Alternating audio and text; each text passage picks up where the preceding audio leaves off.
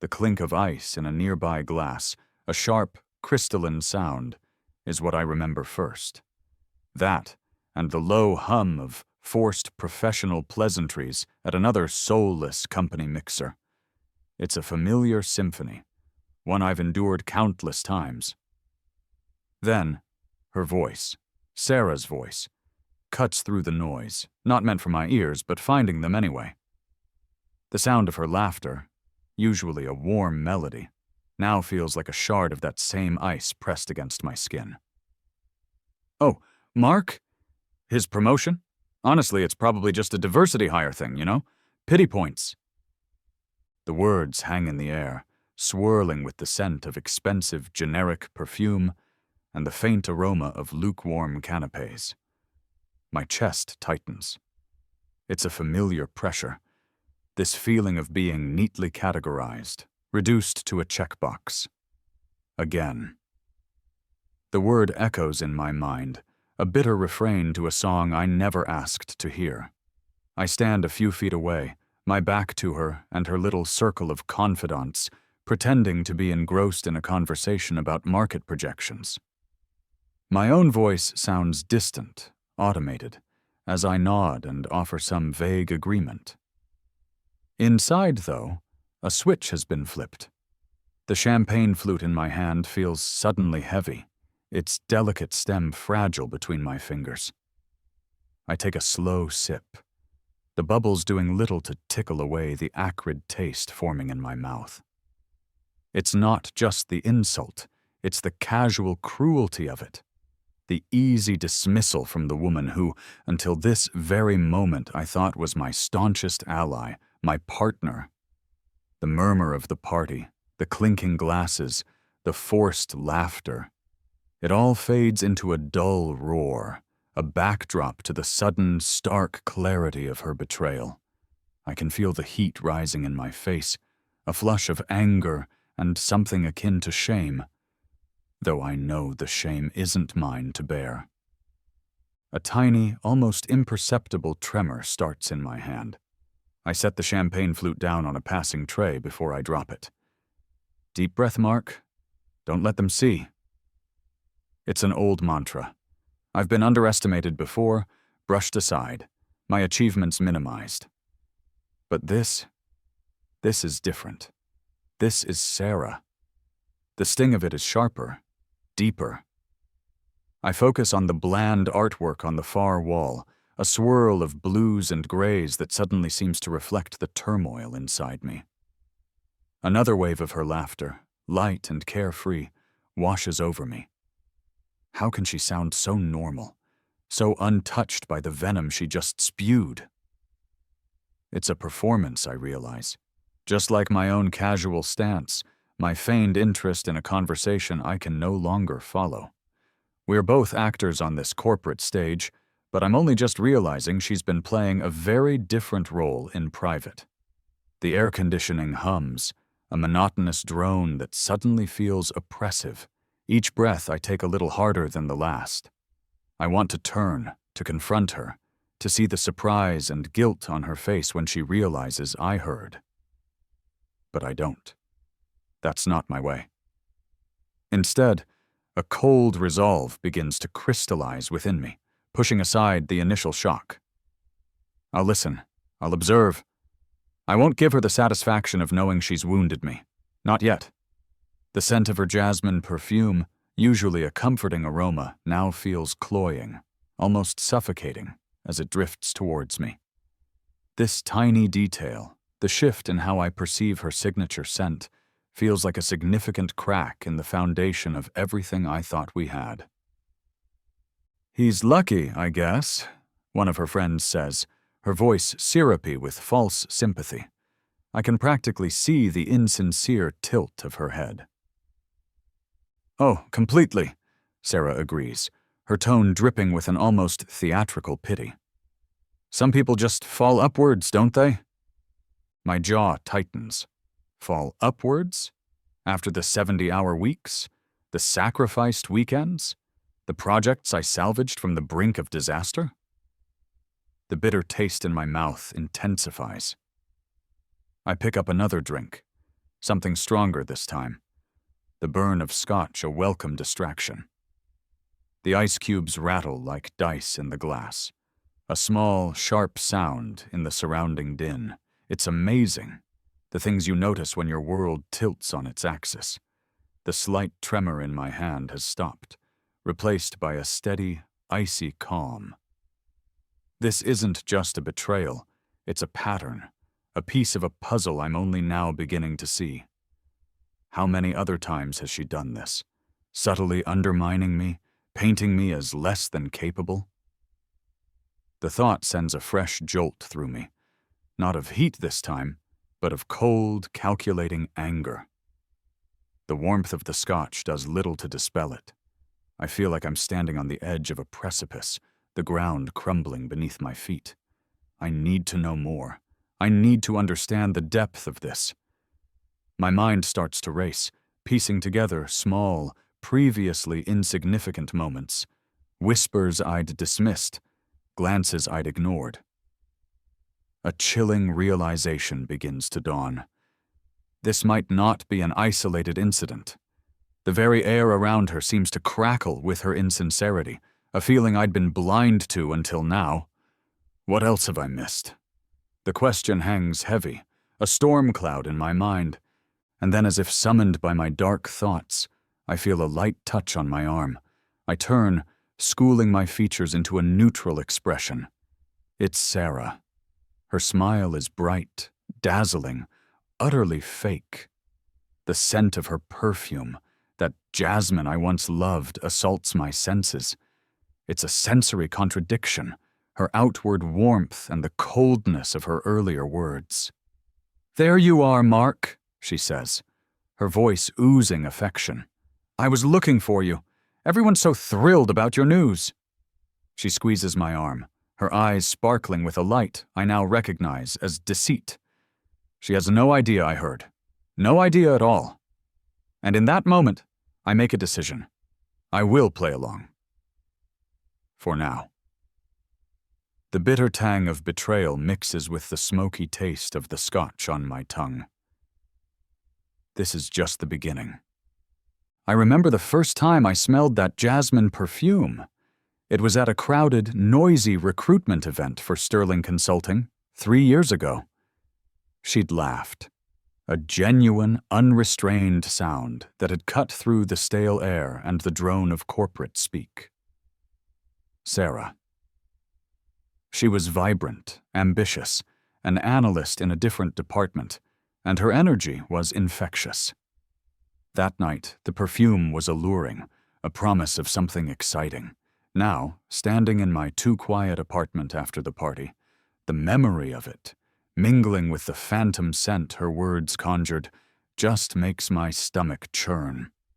The foundation of us, which I thought was solid stone, now feels like sand, shifting and uncertain under my feet. We met when I was a junior analyst, fresh-faced and eager to prove myself. Sarah was already a year in, confident and seemingly supportive. "You've got this, Mark," she'd said after my first challenging presentation, her smile genuine back then, or so I believed. We started as colleagues, then friends, sharing late-night takeout during project crunches and celebrating small victories with cheap beer. The scent of stale pizza and her jasmine perfume became the backdrop to my early career. Our relationship bloomed amidst spreadsheets and strategy decks. I fell for her intelligence, her drive, or what I perceived as her drive. Looking back, I wonder how much of it was real. My journey at Sterling was a climb. I didn't fall upwards, as she so generously put it. I worked, God, how I worked. From junior analyst to analyst, then senior analyst, and now the promotion to senior manager. Each step was earned with sweat, with late nights where the city lights blurred into an indistinguishable smear through my office window, with presentations I rehearsed until my voice was raw. I remember the acidic taste of coffee, countless cups, fueling those marathon sessions. I took on the projects no one else wanted, the ones teetering on the edge of failure, and I turned them around. Not for glory, but because that's what you do. You prove your worth. My colleagues, my actual supportive colleagues, saw it. My superiors saw it. That's why I was promoted. Merit, not pity. The very word leaves a foul residue in my thoughts. Sarah's trajectory, however, was different. She was still an analyst, a good one, but stuck. The ambition I'd admired seemed to curdle into something else over time. Resentment? Maybe. I'd tried to help, offered to review her proposals, suggested strategies.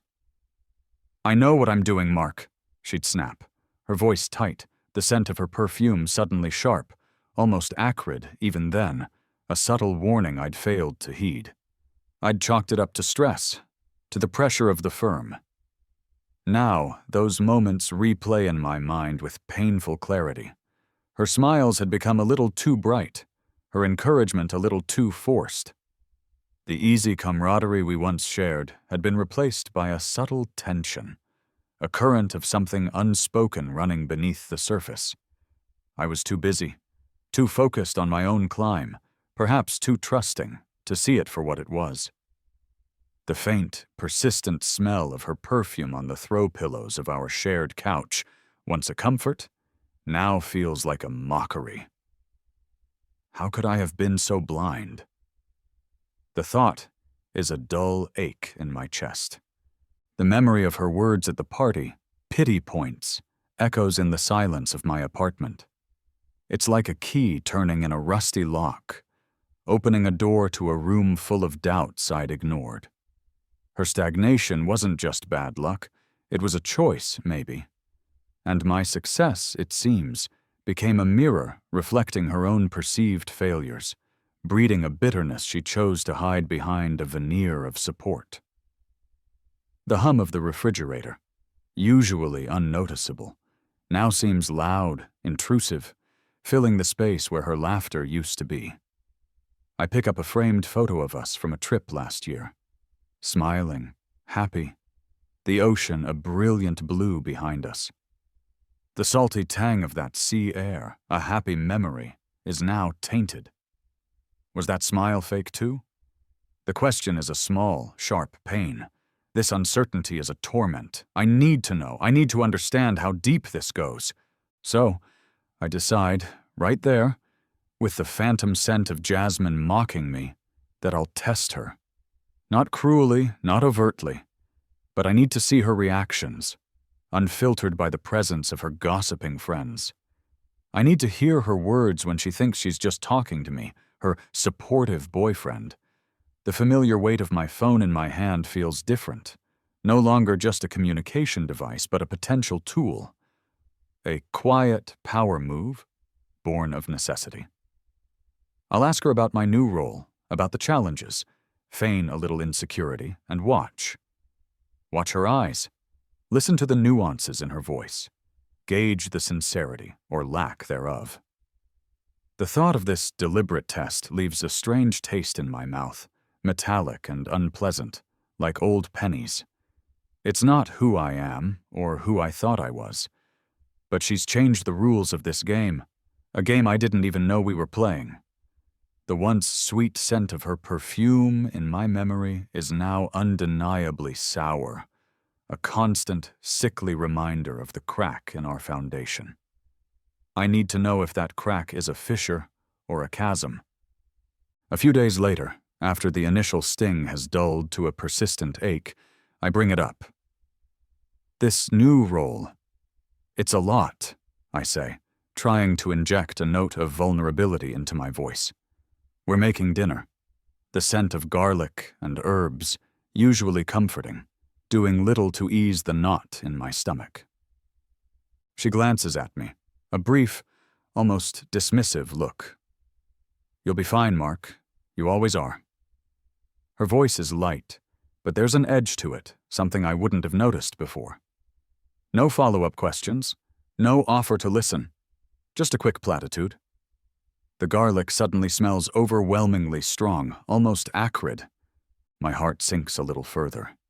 This isn't the Sarah I knew, or thought I knew. The quiet power of her indifference is a painful revelation in itself. Then, A week after the party, she comes up with an idea, her eyes a little too bright. "Mark, we should celebrate your promotion properly. Let's get everyone together, James, Chloe, Ben, all our friends. A big dinner. My treat." The offer, on the surface, sounds generous. But knowing what I know now, a cold dread washes over me. James, Chloe, Ben?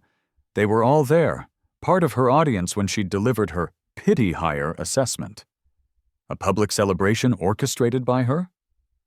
The scent of her perfume, which she's just reapplied, feels like a warning bell. This isn't a celebration. It's a stage. And I have a sinking feeling I know exactly what role she intends for me to play. The subtle shift in the air, the almost predatory gleam in her eyes. It's a mini cliffhanger, a silent promise of more to come. My gut screams trap. The restaurant Sarah chose is one of those places that tries too hard dim lighting, loud music, and prices designed to impress rather than satisfy. The air is thick with the smell of truffle oil and forced conviviality. Our friends are already there. James, ever the sycophant to whoever's buying. Chloe, who always has an air of knowing more than she lets on.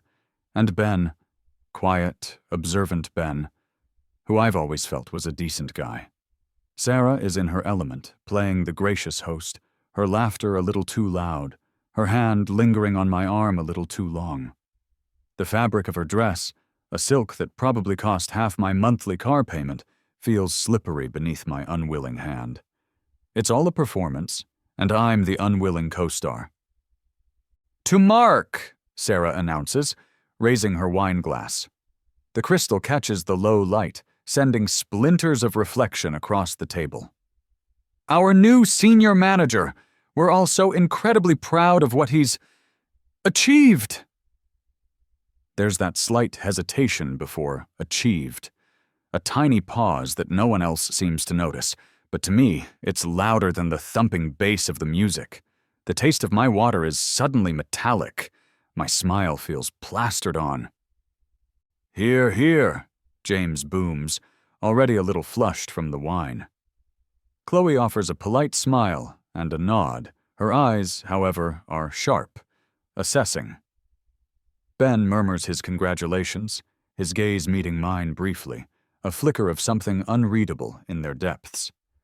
The conversation flows, or rather Sarah directs it, and with each passing comment she manages to subtly chip away at my accomplishment.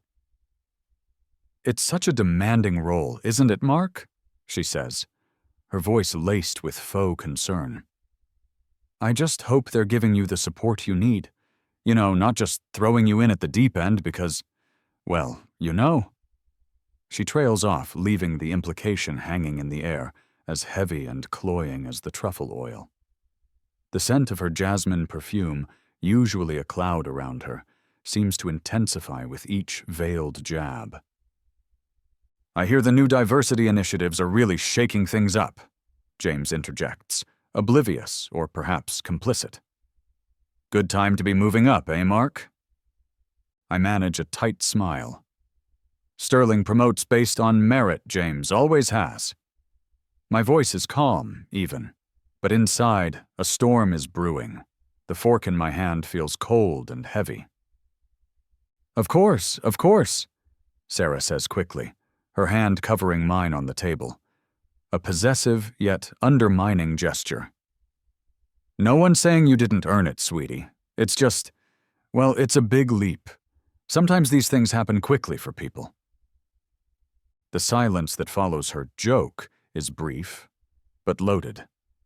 Chloe looks down at her plate.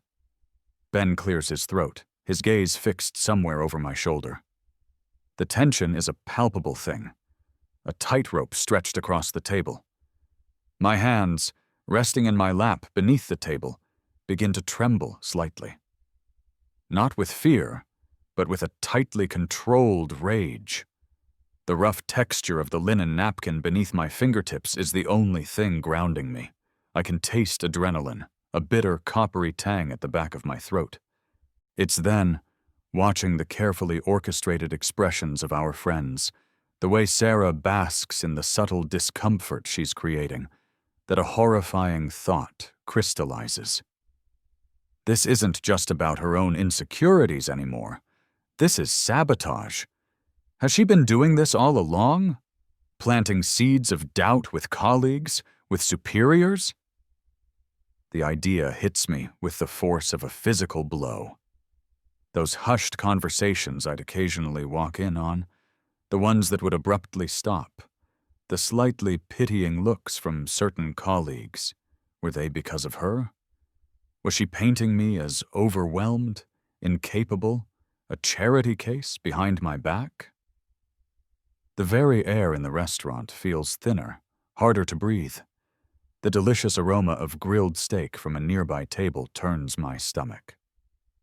My decision to investigate her further, made in the cold light of my apartment, now feels less like a test and more like a desperate necessity. I need to know the extent of this. I need to protect myself. I take a slow breath, pushing the anger down, locking it away. I won't give her the satisfaction of an outburst. Not here. Not like this. It is a leap, I say, my voice remarkably steady, meeting her gaze. But I've always enjoyed a challenge, and I have a great team. I even manage a small, confident smile. I see a flicker of surprise in her eyes, quickly masked. She expected me to falter, to look flustered. The subtle shift in her expression is a small victory, but it tastes like ash. The quiet power of my composure seems to momentarily throw her off her game. The rest of the dinner is a blur of polite conversation and veiled insults. I deflect, I redirect, I maintain my composure, all the while feeling like I'm navigating a minefield. The scent of Sarah's perfume, once intoxicating, now feels like the marker of a toxic bloom. By the time we leave, the forced smile on my face aches, but the resolve inside me has hardened into steel. I need proof. I need to understand what I'm up against. The streetlights cast long, distorted shadows as we walk to the car, a fitting visual for the twisted reality of my relationship.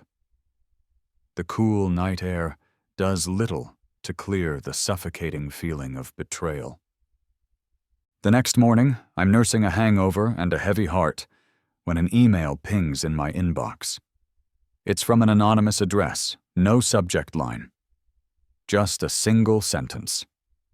Heard you're good at turnarounds. Major corporation, confidential CEO search. Interested? File attached. My breath catches. CEO? It seems too coincidental, too sudden. The cursor hovers over the attachment, a small, flickering icon promising either a lifeline or another elaborate trap. The scent of stale coffee in my mug is suddenly sharp, cutting through my fatigue. This could change everything. The attachment is a discreetly worded brief from a high-profile executive search firm. They're looking for a new CEO for Innovatech, a major tech corporation that's been struggling with outdated practices and declining market share. It's a beast of a challenge, a complete overhaul, exactly the kind of high-stakes turnaround I've built my reputation on at Sterling, albeit on a smaller scale. The crisp sound of the document printing, each page whispering out of my machine, feels like a significant shift in the quiet of my Sunday morning. The opportunity is immense, terrifying, and exhilarating all at once. The very paper feels charged with potential, the ink stark against the white. This isn't just a step up, it's a quantum leap. I spend the next few days in a whirlwind of research, discrete inquiries, and internal debate. Can I do this? The question echoes in my mind, but beneath it, a stronger, more insistent voice says, yes. This is what I've been working towards, even if I hadn't dared to articulate it so boldly. The memory of Sarah's dismissive words, pity points, fuels a new kind of fire in me, not just anger, but a fierce determination to prove her, and anyone else who ever doubted me, devastatingly wrong. The taste of my morning coffee is sharper, more invigorating than usual. I decide to keep the headhunter contact to myself. A strategic move. My first quiet power play in this new game. I need to navigate this without Sarah's input. Especially now. The faint, almost undetectable scent of her perfume on a shirt she left in my closet catches me off guard one morning. A sudden, unwelcome reminder of the emotional battlefield I'm also navigating. I shove the shirt to the back, a small, symbolic act of reclaiming my space, my focus. A week into the initial screening process, after a series of encrypted emails and carefully worded phone calls with the headhunter, Amelia Sterling, no relation to my current firm, ironically, I let a carefully curated piece of information slip to Sarah. "Had a strange call today," I say casually over dinner, the clinking of our cutlery the only sound for a moment. "A headhunter. Sounded like a pretty senior role they're trying to fill." I watch her face. The fork in her hand stills. Her eyes, usually so expressive in their duplicity, widen almost imperceptibly. "Oh," she says, her voice a little too high. "Really? For what?" "Didn't say much. Very hush-hush," I reply, deliberately vague. "Probably just fishing. You know how these things are." The scent of the roasted chicken, normally so appetizing, suddenly seems bland. I'm more interested in her reaction. For a moment, she's silent. I can almost see the calculations whirring behind her eyes. Then, a slow smile spreads across her face. A smile that doesn't quite reach her eyes. "Well, Mark, that's interesting. You should definitely explore it. You never know." The speed of her apparent turnaround is dizzying. Just a few weeks ago, I was a pity hire, barely capable of my current role. Now I'm being encouraged to explore something even bigger? The hypocrisy is breathtaking. The subtle scent of the wine she's drinking, a fruity Merlot, seems to carry her insincerity on its vapors. Over the next couple of weeks, as I progress through the Innovatech interview stages, video calls with board members, psychometric tests that feel like intellectual sparring matches, deep dives into my track record. Sarah's behavior undergoes a remarkable transformation. Suddenly, she's my biggest cheerleader. "How did the call go?" she'll ask, her voice brimming with concern. "You need to highlight that X project, Mark. That was brilliant." She starts offering unsolicited advice, peppering her conversations with "we" when discussing my career.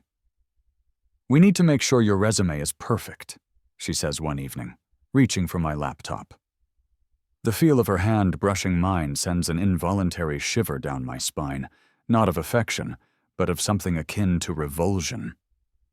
I pull my hand away, a little too quickly. "I've got it covered, thanks," I say, my voice cooler than intended. Her smile falters for a split second. It's another small tell, another crack in her carefully constructed facade. The crisp, clean scent of the new suit I bought for the in-person interviews feels like a shield against her attempts to co-opt my potential success.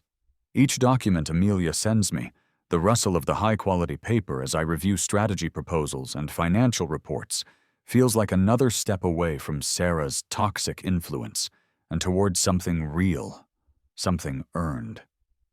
The constant hum of my printer spitting out research documents becomes a soundtrack to my secret ambition. She even starts taking credit for pushing me. "I always knew you were capable of more, Mark," she says to Chloe during a weekend brunch, her voice loud enough for me to overhear. "That's why I've been encouraging him to aim higher." Chloe catches my eye, a knowing look on her face. It seems I'm not the only one who sees through Sarah's performance. The taste of the mimosa I'm nursing turns sour. It's another quiet power move on my part, letting Sarah dig her own hole, letting her reveal her true colors to those around us. I say nothing, just offer a non-committal smile.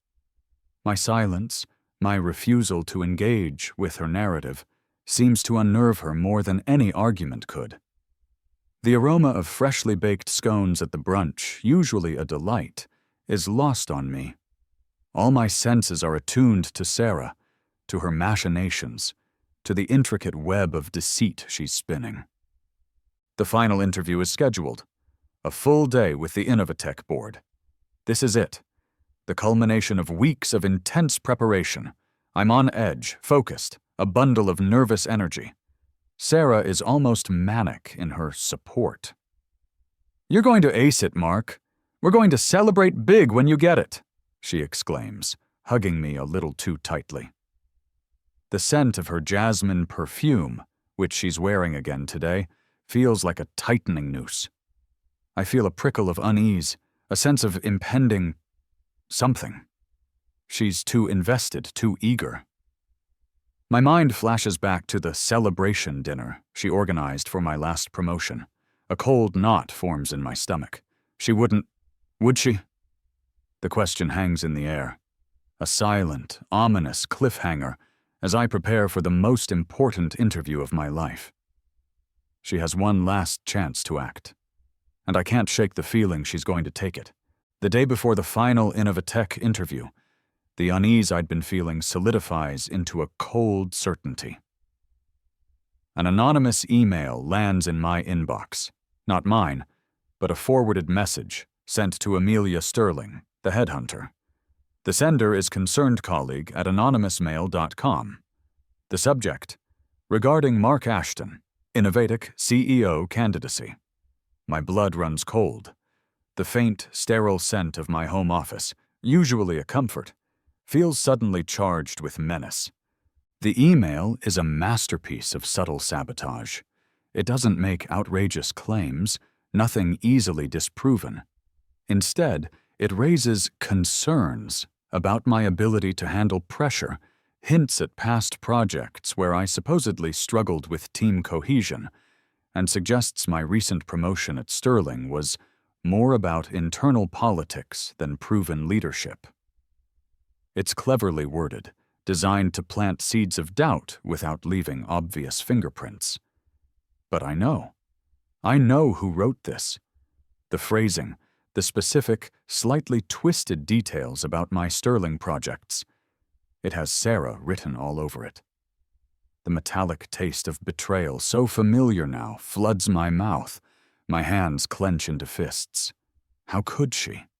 After all her saccharine encouragement, her declarations of support, the sheer audacity of it, the calculated treachery, leaves me breathless for a moment. The quiet hum of my computer tower seems to mock my shock. But the shock quickly morphs into a white, hot rage, followed by an equally intense, icy calm. She's overplayed her hand. This isn't just office gossip anymore. This is a direct attempt to torpedo the biggest opportunity of my life. The anonymous email also included a little gem, a BCC to an obscure, rarely used personal email address of mine, one Sarah knew about from years ago, one she probably thought I'd forgotten. A mistake on her part. A critical one. She wanted to know if her poison dart hit its mark, perhaps. Or maybe she just got sloppy in her malice. It doesn't matter. What matters is that I have it. Proof. That evening, I don't confront her. I play the role of the slightly stressed, hopeful candidate. She's solicitous, asking about my preparation, offering last-minute tips. Her performance is flawless. The scent of the dinner she's thoughtfully prepared. A bland chicken and broccoli dish, supposedly healthy for my pre-interview nerves, does nothing to whet my appetite. My stomach is a knot of controlled fury and steely resolve. This time I'm ready. As she's clearing the table, I casually mention the anonymous email I received, framing it as a strange piece of misdirected office gossip someone accidentally forwarded to my old address. So weird, I say, watching her face carefully. Someone's trying to spread nasty rumors about a candidate for a big job. Sounds like a real snake. Her back is to me, but I see her shoulders stiffen almost imperceptibly. "Oh?" she says. her voice a little too nonchalant. People can be so jealous, can't they? Exactly, I agree, my voice smooth as silk. Anyway, I just deleted it. Pathetic, whoever it was. I'm setting a trap, and she's walking right into it. She turns, a manufactured, sympathetic smile on her face. You shouldn't let things like that bother you, Mark. Especially not now. Oh, it doesn't bother me, I lie. But it did make me think. What if someone tried to do that to me? Sabotage my chances? She comes closer, places a hand on my arm. The scent of her jasmine perfume is almost overpowering. No one would do that to you, Mark. You're too good, too well-liked. Her eyes are wide, innocent. It's a sickeningly accomplished performance. You think so? I press gently.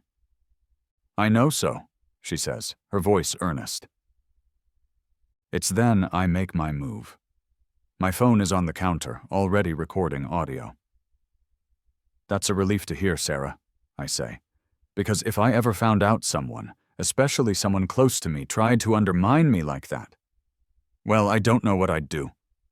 I pause, letting the silence stretch. Actually, I do. I'd make sure they understood that actions have consequences. Her smile wavers. Just for a second. A tiny muscle twitches in her jaw. The air crackles with unspoken tension. She quickly recovers. Well, you don't have to worry about that, darling. The recording continues, capturing every lie, every false reassurance. The weight of my phone in my pocket later, as I transfer the file, is deeply, grimly satisfying. It's not just a phone anymore. It's a repository of her deceit. This isn't just about protecting myself. It's about exposing her. The Innovatech interview the next day is grueling, a marathon of presentations, quanda sessions, and intense scrutiny. But I'm fueled by a strange mixture of adrenaline and a profound sense of liberation. Sarah's betrayal, her attempt to drag me down, has, paradoxically, unshackled me from any lingering false loyalty, any shred of doubt about ending things with her. I'm not just fighting for a job, I'm fighting for my future, for my self-respect. I nail every question, every challenge. I lay out my vision for Innovatech with a clarity and passion that surprises even myself. The scent of expensive coffee and old leather in the boardroom, the gleam of the polished mahogany table, the focused intensity in the eyes of the board members. It all feels like the arena where I'm finally, truly proving my worth on my own terms. Amelia calls me 2 days later. Mark, she says, her voice warm, professional. The board was unanimously impressed. They'd like to formally offer you the position of Chief Executive Officer of Innovatech. A wave of dizziness, of pure, unadulterated triumph washes over me. I sink into my chair, the cheap fabric of my sterling office chair a stark contrast to the future that's just opened up before me. Thank you, Amelia, I manage, my voice thick with emotion. I accept. The words taste sweet, earned. I did it. Despite her. Because of her, even. Her attempt to destroy me has only made me stronger, more focused. The scent of victory is clean, crisp, and entirely my own. That evening, I go home. Sarah is there, eager, expectant. So, how did it go? Did you hear anything? She asks, her eyes shining with that fake brightness I've come to despise. I look at her, truly look at her, perhaps for the first time in a long time, without the filter of affection or hope. And I give her my most convincing performance yet. No, I say, my voice carefully flat, laced with disappointment. I don't think I got it. They went with someone else. Her face falls, but there's a flicker, just a flash, of something else in her eyes before she composes her features into a mask of sympathy. Relief? Triumph? I can't be sure. but it's there, and it tells me everything I need to know. "Oh, Mark," she says, rushing to embrace me. "I'm so sorry. You must be devastated." Her hug feels like a viper's coil. The scent of her perfume is a sickening miasma. I let her console me, let her offer her empty platitudes. I let her believe her sabotage worked. The quiet power of this deception is a heady, dangerous thing. She has no idea what's coming.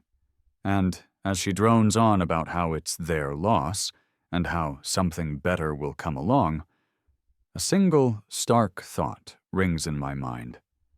The game is far from over. It's just entered a new, much more interesting phase.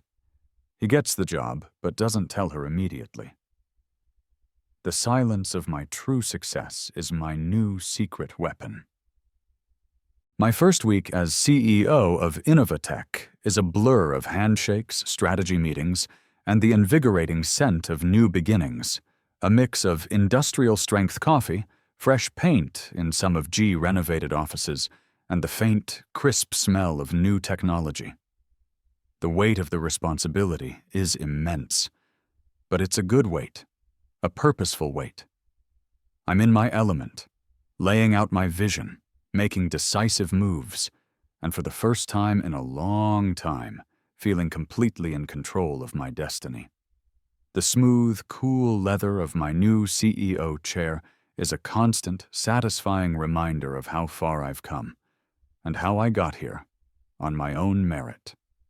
Back in the apartment I still share with Sarah, a situation I'm planning to remedy very soon, the atmosphere is thick with a different kind of tension.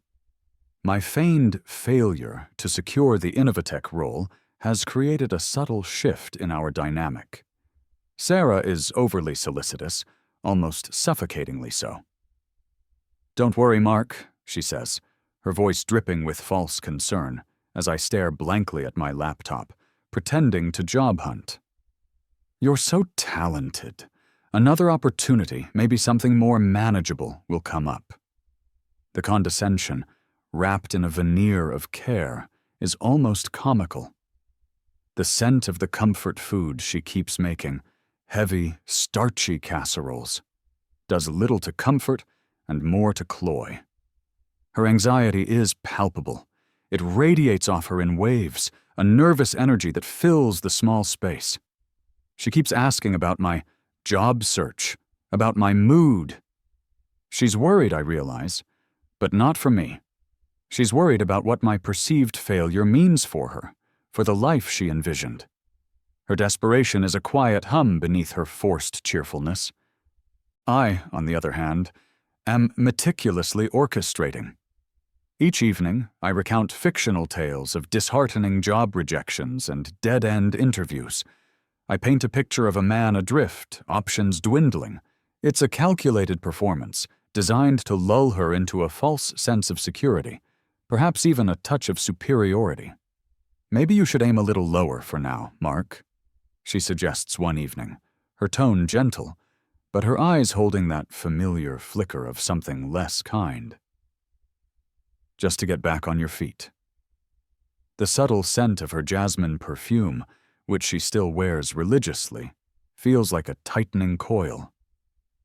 She thinks she has me figured out, pegged as the one who needs her guidance. Perfect. My quiet power move is unfolding in stages. First, severing our joint accounts, citing my uncertain financial future. Her protests are mild, masked by understanding words, but her eyes betray a flash of panic. Good. The faint, metallic scent of coins as I sort through our shared finances seems to symbolize the untangling of our lives. Next, I start spending more evenings networking or meeting contacts, returning late, offering vague, tired summaries of my efforts. The truth is, I'm at Innovatech, sometimes until the early hours of the morning, immersing myself in the challenge, building my team, laying the groundwork for the company's revival. The aroma of late-night pizza shared with my new executive team at Innovatech, a scent of camaraderie and shared purpose, is a world away from the stifling atmosphere of my apartment. The final piece of the setup involves a carefully planted seed. I know Sarah's been feeling restless at Sterling, her own career stagnant. I let slip to Ben, our mutual friend, the quiet, observant one, that Innovatech, under its new, still anonymous to them, leadership, is looking to shake things up, potentially bringing in fresh talent at all levels, even for high-potential internships or special projects. Ben, as I expected, mentions it to Sarah. The information is designed to pique her interest, to make her see Innovatech as a potential lifeline, especially now that her successful boyfriend seems to be flailing. The silence on the other end of the phone, when Ben later tells me Sarah asked a lot of questions about Innovatech, is golden. The tension in the apartment grows. Sarah becomes more critical, her patience wearing thin. "Are you even really trying, Mark?" she snaps one evening, after I recount another fictional tale of a disastrous interview. "Or are you just going to mope around?"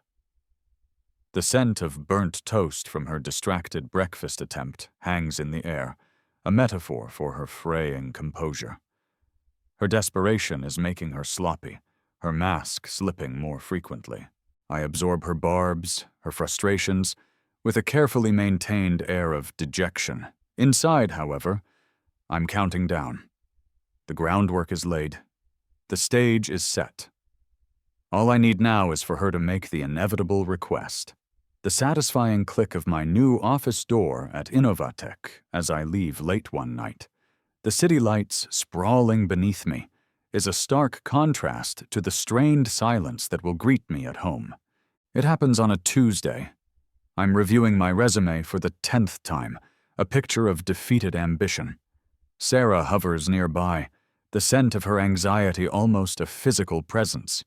She sighs, a theatrical sound of exasperation. "Mark," she begins, her voice tight with a forced patience that's clearly about to break. "Look, I might have an idea.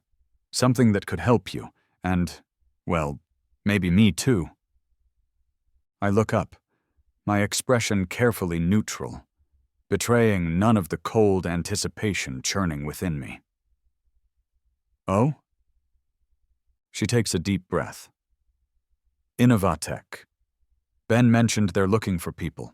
Maybe I could look into it. And if I get a foot in the door, I could see if there are any openings for you.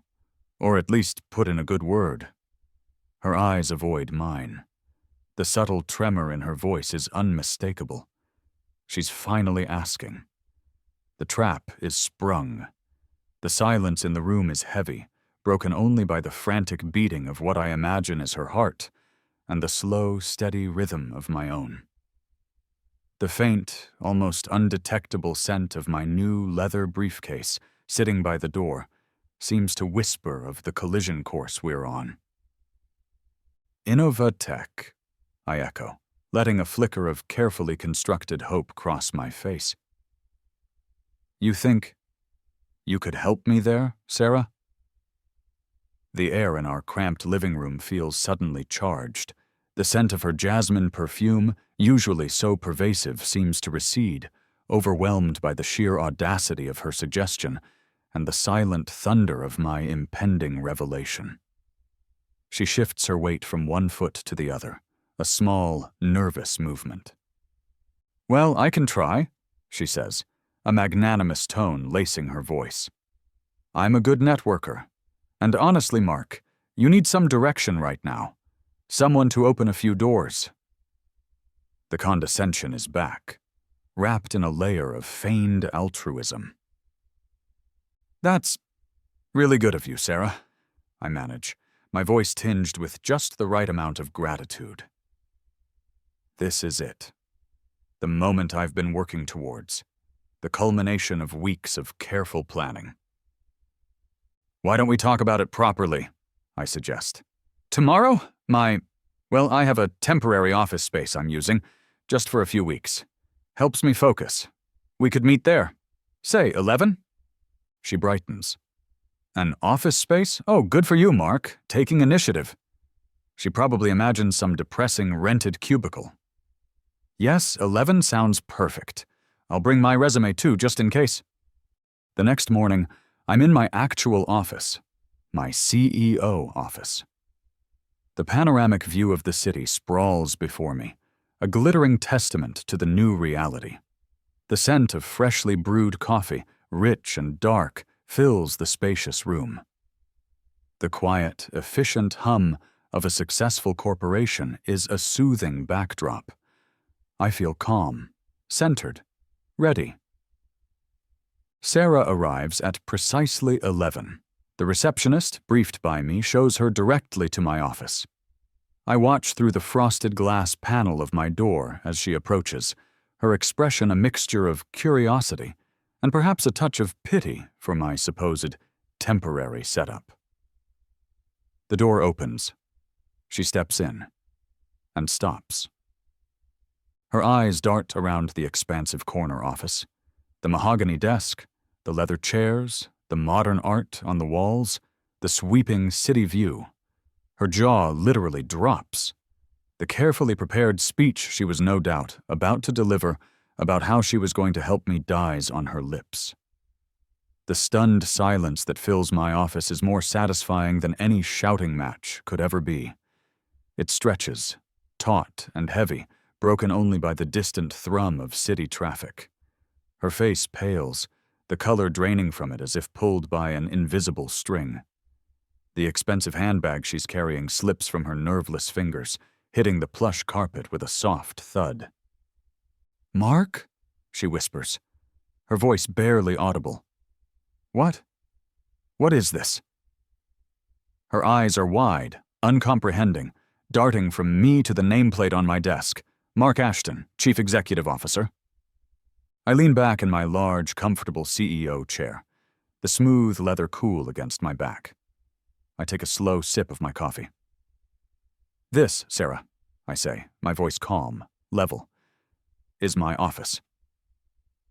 The shock on her face is a kaleidoscope of emotions. Disbelief, then dawning horror, then a desperate, scrambling confusion. She panics. Her carefully constructed composure shatters like cheap glass.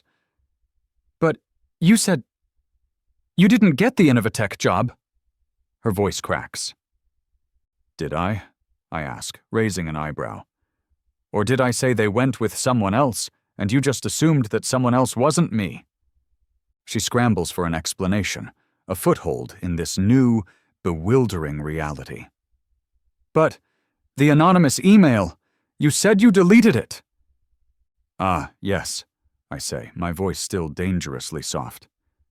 "The anonymous email, the one that was so concerned about my leadership abilities, the one that, very carelessly, was BCC'd to an old email address of mine.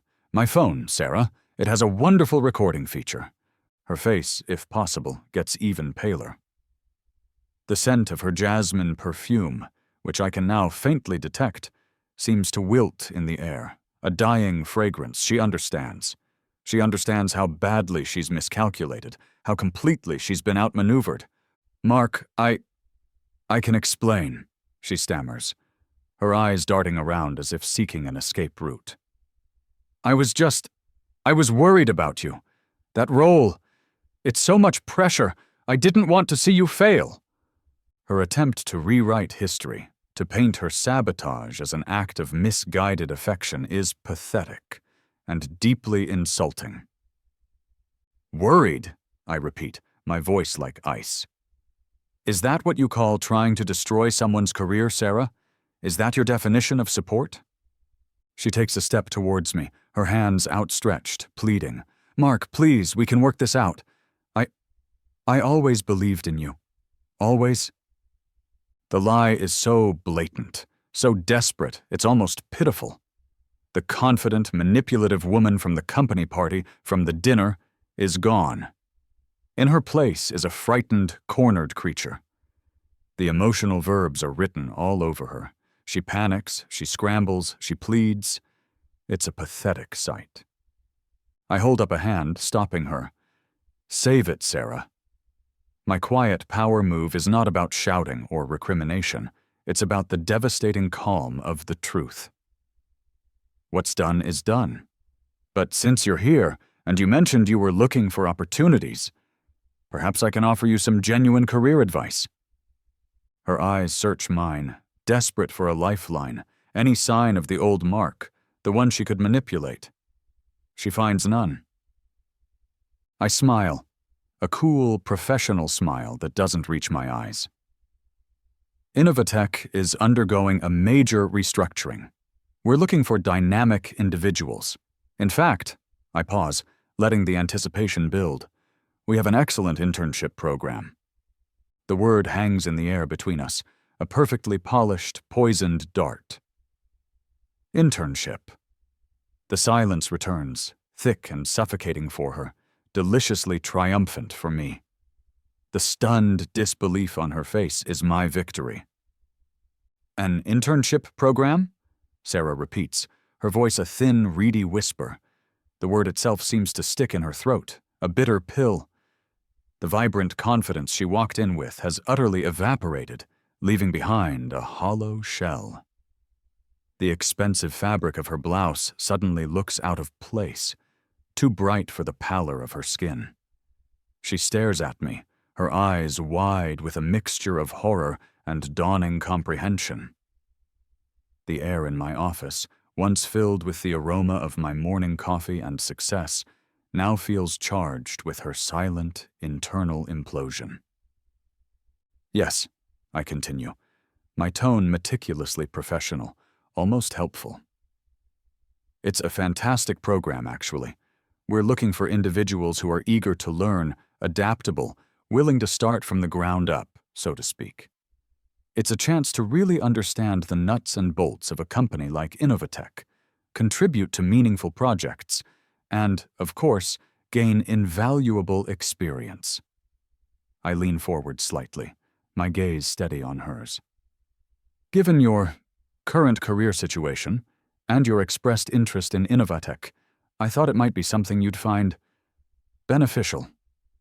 Each word is chosen with care, a velvet glove concealing an iron fist. The subtle squeak of her expensive leather chair as she shifts nervously is the only sound for a long moment. It's a tiny, uncomfortable noise that perfectly encapsulates her current state. Her mind is clearly racing, trying to process the layers of insult wrapped in this professional courtesy. An internship. For her, Sarah, who saw herself as a corporate player, who condescended to me about my manageable opportunities. The humiliation is a visible wave that washes over her face, a flush of red creeping up her neck. Her hands are clenched so tightly in her lap that her knuckles are white. I can almost hear the silent scream behind her carefully blank expression. The scent of her jasmine perfume, which has been a constant sensory marker in our story, now seems entirely defeated, a faint, ghost-like aroma that can't compete with the stark reality of her situation. An internship?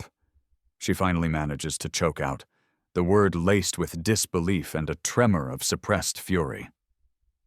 Mark, are you serious?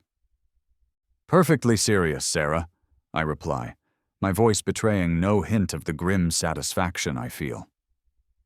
It's a paid internship, of course, competitive stipend, and the experience, as I said, would be excellent. You'd be working with some very bright people. A real chance to reset, perhaps reevaluate your career path. The phrase reset hangs there, a polite euphemism for the wreckage she's made of her own prospects and her attempt to sabotage mine. Her internal struggle is almost palpable. Pride wars with a dawning, desperate realization of her financial necessity. I know her situation at Sterling is precarious. Her performance has been mediocre for a while, and her attitude hasn't won her any favors. My failure to get the Innovatech job, the one she was counting on to perhaps coast on, has left her with dwindling options. Now this, the ultimate indignity offered by the man she tried to destroy.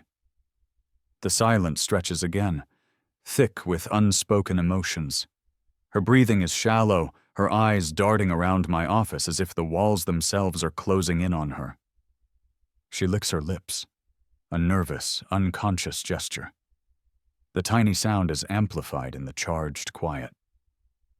I don't know what to say, she murmurs, her gaze dropping to the expensive carpet. There's no pressure, of course, I say smoothly, the epitome of a reasonable CEO. Take some time to think about it. It's a genuine offer. Innovatech believes in giving people opportunities to learn and grow, regardless of their past missteps. The slight emphasis on missteps is deliberate, a tiny twist of the knife. I can see the conflict raging within her, the burning shame versus the cold, hard reality of needing a job, any job. The once confident set of her shoulders is now slumped, her posture defeated. The aroma of the expensive leather of my guest chairs, where she sits, probably feels like a judgment. I glance at the sleek, modern clock on my desk. Tell you what, I say, my voice brisk, professional. Why don't you take 24 hours to consider it? Let my assistant know your decision by, say, noon tomorrow? I make a show of looking at my schedule. I have a board meeting then, but she can pass on the message. The mention of my assistant, the board meeting, it's all part of the quiet power move, reinforcing my position, her desperation. It's an offer that is, on paper, genuinely beneficial. A foot in the door at a major corporation, a chance to work, to earn. But emotionally, it's devastating. It's a public acknowledgement of her failure, her treachery, and my ultimate triumph. The uncomfortable squeak of her chair again as she stands, her movements stiff, uncoordinated. 24 hours, I repeat, my smile unwavering, professional to the last. The ball is in your court, Sarah. She nods numbly, unable to meet my eyes, and practically flees my office.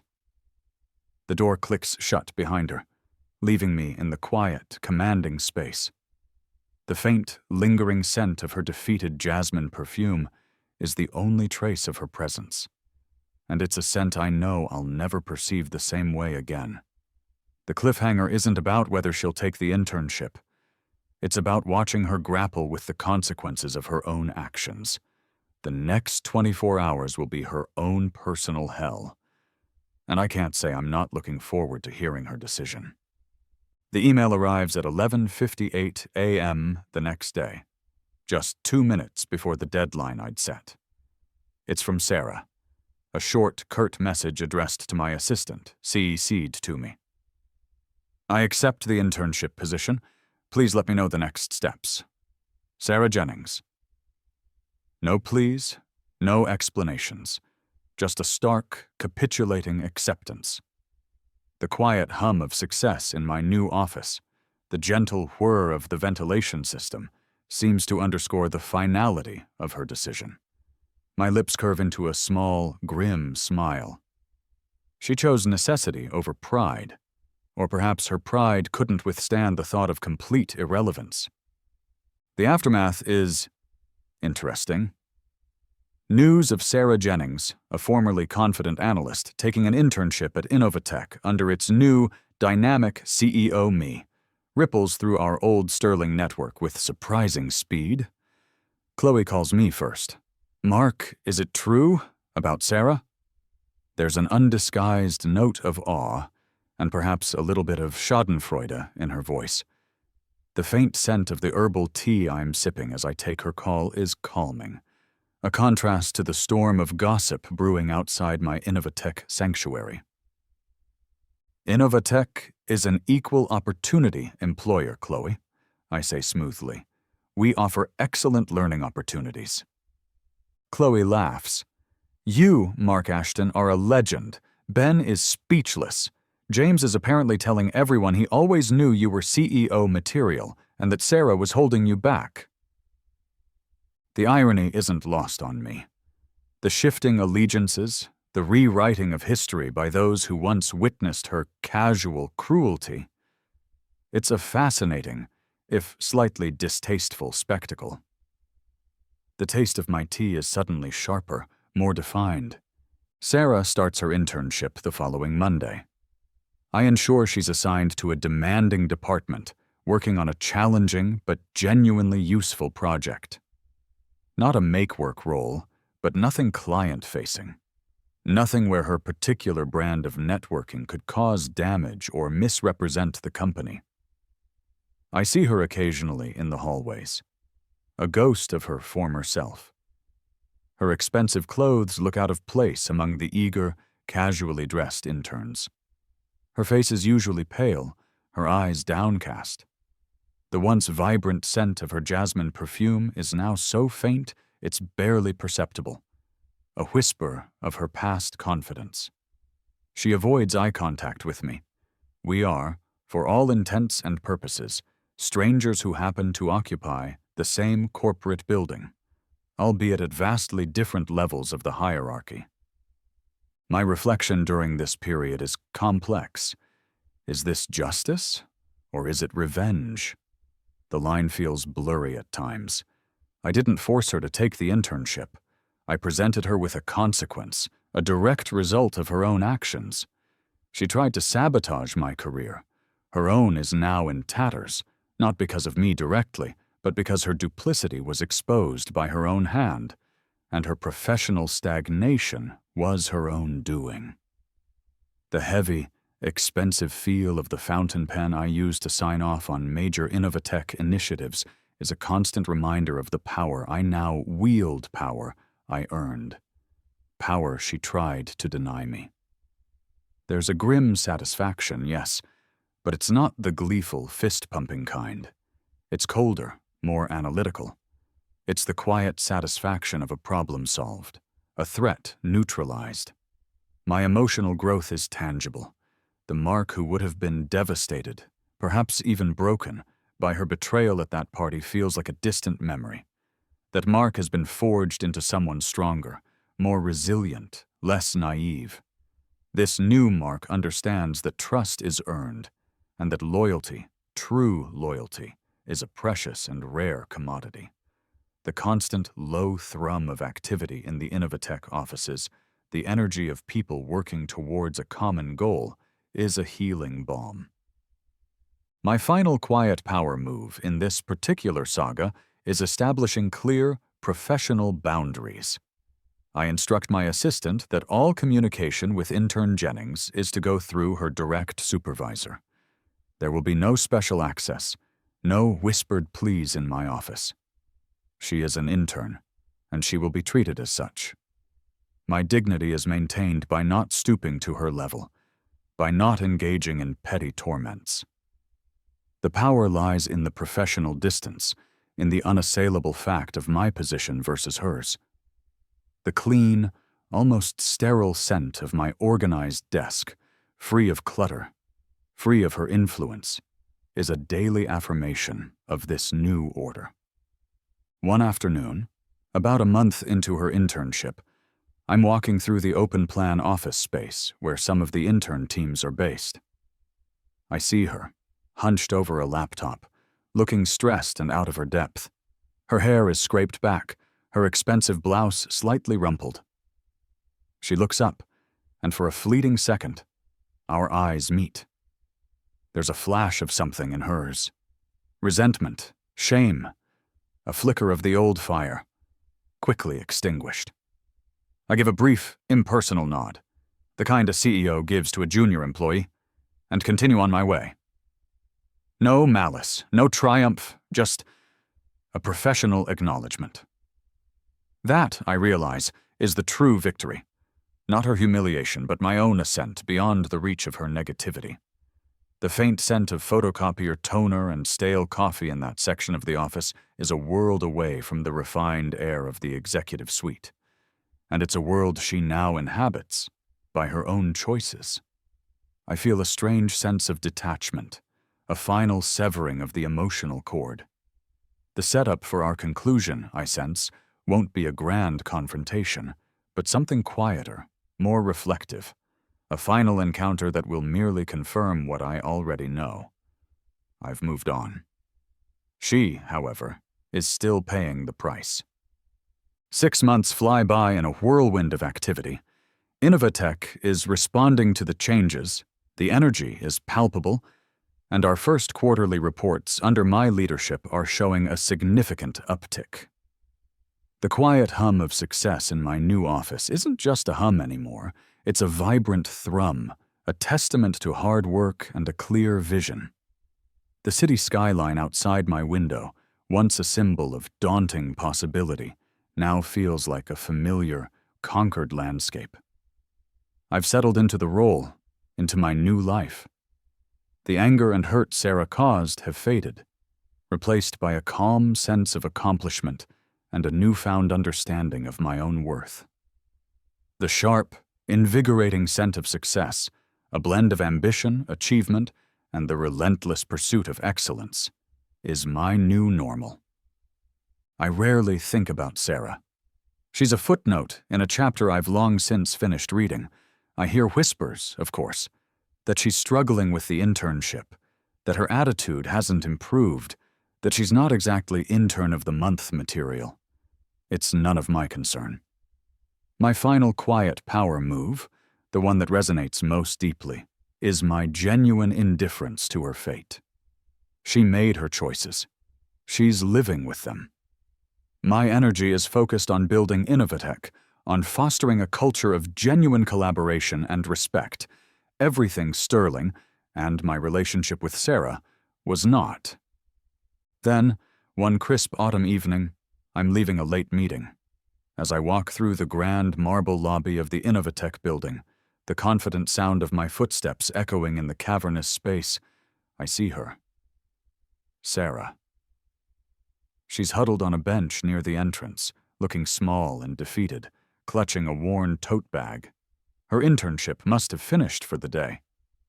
She doesn't see me at first. Her expensive clothes are gone, replaced by something nondescript, almost drab. The once immaculate hair is lifeless. The vibrant spark that, even in her duplicity, had a certain allure, is completely extinguished.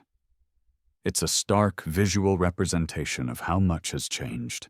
She looks up as I approach, her eyes widening almost comically when she recognizes me.